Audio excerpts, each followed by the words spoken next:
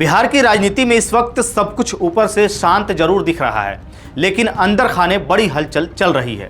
दोस्ती वाली सरकार में अब मांगों की राजनीति शुरू हो चुकी है और सवाल अब ये है कि क्या ये मांगे आगे चल करके टकराव में बदलेंगी। आइए समझते हैं कि आखिर बिहार की सियासत में नया उबाल क्या है और क्यों आया है। नमस्कार, द हिंदी टॉप देख रहे हैं आप और मैं हूं आपके साथ जानिसार खान।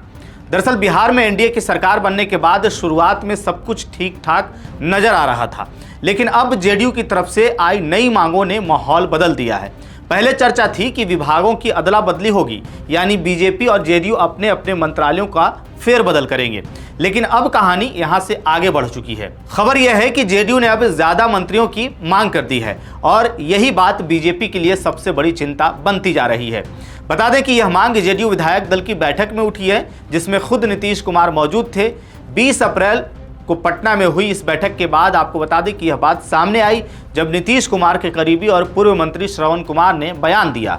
उन्होंने साफ कहा कि इस बार सरकार में जेडीयू कोटे से पिछली बार के मुकाबले ज्यादा मंत्री बनाए जाएंगे और इसके लिए नीतीश कुमार की ओर से आश्वासन भी दिया गया है। अब यहीं से मामला थोड़ा सा पेचीदा हो जाता है, क्योंकि बीजेपी के सामने सिर्फ संख्या का सवाल नहीं है बल्कि मंत्रालयों का भी है। यानी अगर जेडीयू को ज्यादा मंत्री मिलते हैं तो स्वाभाविक है कि उन्हें अहम विभाग भी चाहिए होंगे। ऐसे में बीजेपी के हिस्से में कटौती हो सकती है और यही बात पार्टी के अंदर मंथन का कारण बन रही है। इतना ही नहीं, जेडीयू की नज़र सिर्फ मंत्री पदों तक सीमित नहीं है। खबर यह भी है कि पार्टी विधानसभा अध्यक्ष की कुर्सी पर भी दावा ठोकना चाहती है। आपको बता दें कि फिलहाल इस पद पर बीजेपी के प्रेम कुमार बैठे हुए हैं, जो अति पिछड़ी जाति से आते हैं और पार्टी के लिए एक अहम चेहरा माने जाते हैं।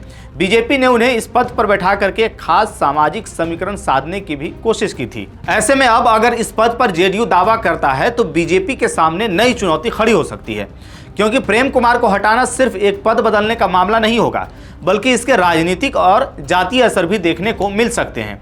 ऐसे में बीजेपी के लिए यह फैसला आसान नहीं होगा और यही वजह है कि जेडीयू विधायक दल की बैठक के बाद बीजेपी के रणनीतिकारों के बीच एक तरह की चिंता और अनिश्चितता का माहौल बन गया है। खास बात यह है कि जिस बैठक में यह मांग उठी उसमें खुद नीतीश कुमार मौजूद थे, यानी इन मांगों को हल्के में नहीं लिया जा सकता है। उधर बीजेपी को इस बात का भी अंदाजा है कि नीतीश कुमार का प्रभाव सिर्फ जेडीयू तक सीमित नहीं है। मुख्यमंत्री के नाम को लेकर के जब उन्होंने इशारा किया तो न सिर्फ जेडीयू बल्कि बीजेपी के विधायक भी उसी दिशा में खड़े नजर आए। ऐसे में अगर अब नीतीश कुमार विधानसभा अध्यक्ष पद या ज्यादा विभागों पर जोर देते हैं तो बीजेपी के लिए स्थिति संभालना मुश्किल हो सकता है। तो ऐसे में देखें अगर कि कुल मिलाकर के बिहार की सियासत में अब एक नया अध्याय शुरू हो रहा है, जहां सहयोगी दलों के बीच तालमेल की असली परीक्षा होने वाली है।